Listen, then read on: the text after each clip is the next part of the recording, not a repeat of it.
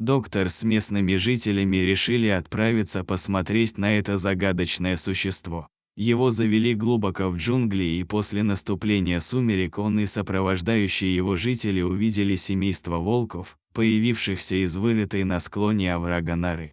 Впереди шли 3 взрослых волка, потом бежали 2 волчонка, и за ними двигался, по определению перепуганных жителей, то самое чудище.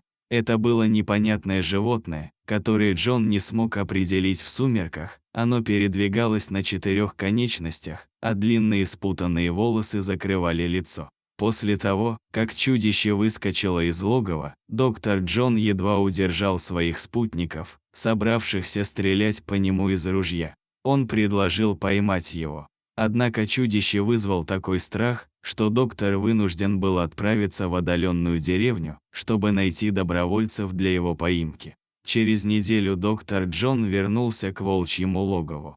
Взрослых волков там не было. Когда Джон и его подручные заглянули в нору, они с удивлением обнаружили 2 маленьких волчат и 1 человеческого детеныша. Никто не мог поверить, что это чудище окажется маленьким мальчиком лет 6. Он был голым, все его тело было покрыто шрамами и синяками, кожа была очень темная, ногти длинные и загнутые, волосы спутанные, а на ладонях, локтях и коленях были мозоли. Найденыш проявлял большую агрессию, чем его товарищи-волчата, он был готов энергично защищать свою территорию.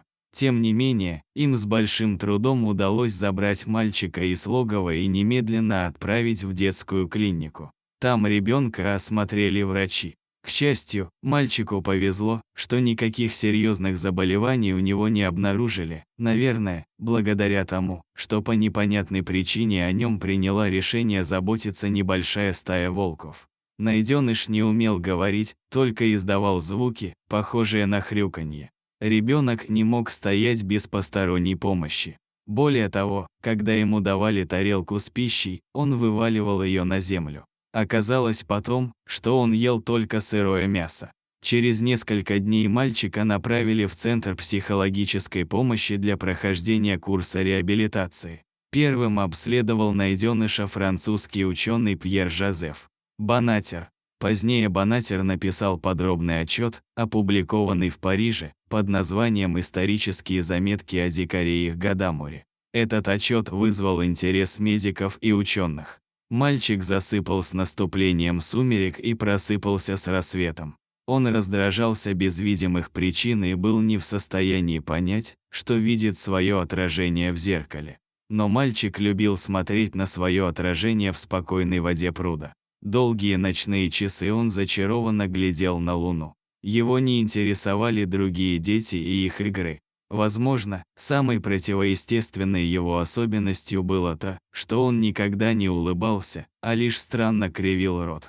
Найденыш совсем не мог сосредоточиться, его постоянно мучили судороги, его кожа была до такой степени нечувствительна к боли, что он мог вытаскивать из огня горящие поленья. Обоняние было тоже особенным, он не чувствовал некоторых запахов, даже если вещество подносили к самому его носу.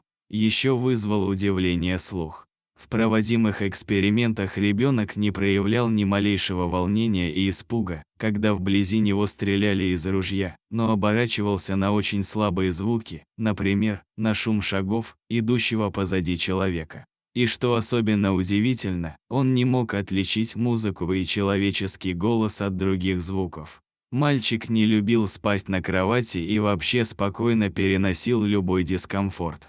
Но ребенок, способный переносить тяготы дикой жизни, оказался совсем не приспособлен к человеческой цивилизации.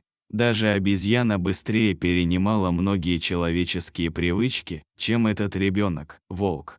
Ребенок постоянно рвался на волю, но стражи всегда были начеку, и все его попытки к бегству заканчивались неудачами. Вскоре мальчика перевезли в Париж, где его обследовал доктор Пинель, известный в то время психолог. Он категорически заявил, что ребенок просто дебил, и этим объясняется все отклонения в его развитии. Но мальчику неожиданно повезло. Молодой доктор Жан-Марк Итар, которому было всего лишь 25 лет, обследовал ребенка и не согласился с великим Пинелем. Он провел 6 с лишним лет в упорной и терпеливой борьбе, пытаясь вернуть бедного дикаря из Гадамури обратно в человеческое состояние. И все-таки состояние мальчика значительно улучшилось, хотя он и не стал членом человеческого общества в привычном понимании. Доктор Итара опроверг заслуженного психолога Пенеля. Мальчик не был врожденным идиотом, он был ребенком, лишенным возможности нормального развития.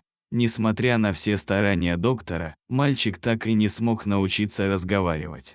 До сих пор остается загадкой, как этот мальчик оказался в джунглях и сколько времени он прожил в стае волков. История о мальчике-волке способна поразить своей жестокостью, ведь в каждой из них ребенок, имеющий и папу, и маму, оказывался один на один с огромным и безразличным миром.